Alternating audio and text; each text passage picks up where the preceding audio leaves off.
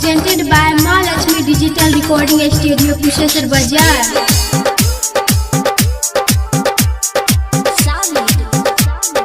माता के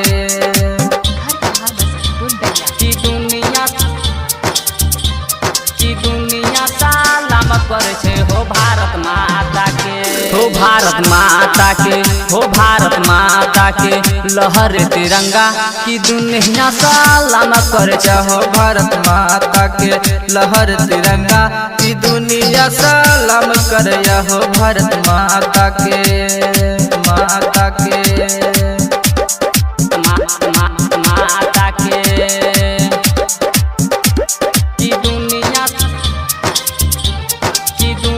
सलाम करे छे हो भारत माता के।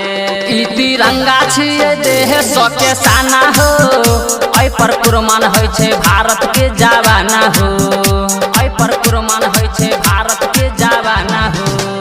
ई तिरंगा छिए देह सके सान हो, ऐ पर कुर्बान होय छे भारत के जवाना हो। होती न रंग के, होती न रंग के लहर तिरंगा की दुनिया सलाम करे हो भारत माता के लहर तिरंगा की दुनिया सलाम करे छे हो भारत माता के माता के माता के। Mahalakshmi Digital Recording Studio, Kushesar Bazaar.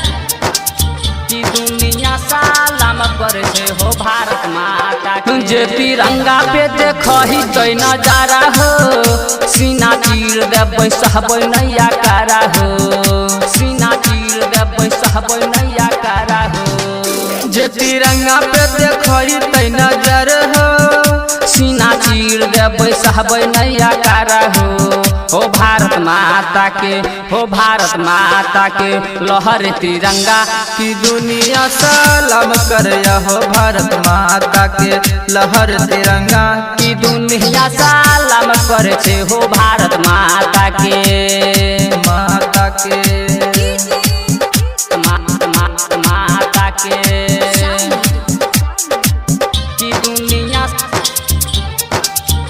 दुनिया सलाम करे छे हो भारत माता के। 15 अगस्त के भेलै स्वतंत्र हो, राइटर राहुल लिखैया गाना तंत्र हो, राइटर राहुल लिखैया गाना तंत्र हो।